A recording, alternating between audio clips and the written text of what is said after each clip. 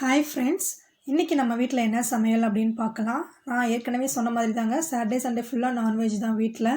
அது என்ன நல்ல நாளாக இருந்தாலும் சரி, மோஸ்ட்லி நான்வெஜ் தான். ஸோ நான்வெஜ் சமைக்கும் போது சாப்பாடு வடிக்கும் போது கொஞ்சம் குலைவாக வடிச்சுக்கோங்க. அப்போனா இன்னும் கொஞ்சம் டேஸ்ட்டாக இருக்கும், எஸ்பெஷலாக மீன் குழம்புக்கு. ஸோ இன்றைக்கி நம்ம வீட்டில் ஸ்பெஷல் வந்து மீன் குழம்பு தான். வெலை மீனும் பாறை மீனும் ஹஸ்பண்ட் வாங்கிட்டு வந்திருந்தாங்க. ஸோ ரொம்ப டேஸ்ட்டாக இருந்துச்சுங்க. சூடாக அப்படியே அந்த குழம்புல நீங்கள் வந்து அந்த சூடாக சாதம் வச்சு சாப்பிடும்போது ரொம்ப டேஸ்ட்டாக இருக்கும். ஈஸியாக தாங்க.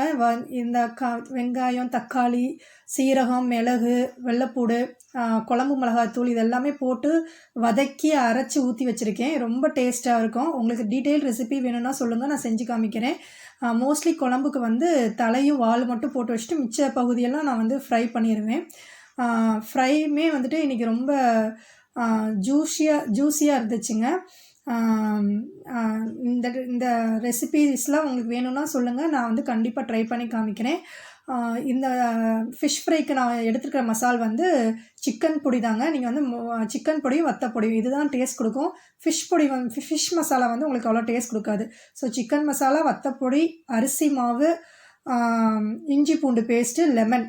நிறைய பேர் இஞ்சி பூண்டு பேஸ்ட் போட மாட்டாங்க ஃபிஷ் ஃப்ரைக்கு, பட் போட்டு பாருங்கள். அந்த டேஸ்ட்டும் அந்த ஸ்மெல்லும் வேறு மாதிரி நல்லா இருக்கும் உங்களுக்கு, அந்த அரோமா எல்லாமே. ஸோ இந்த ரெசிபீஸ்லாம் வேணும்னா சொல்லுங்கள் ஃப்ரெண்ட்ஸ், செஞ்சு காமிக்கிறேன். இன்றைக்கி உங்கள் வீட்டில் என்ன சமையல் சொல்லுங்கள். தேங்க்யூ.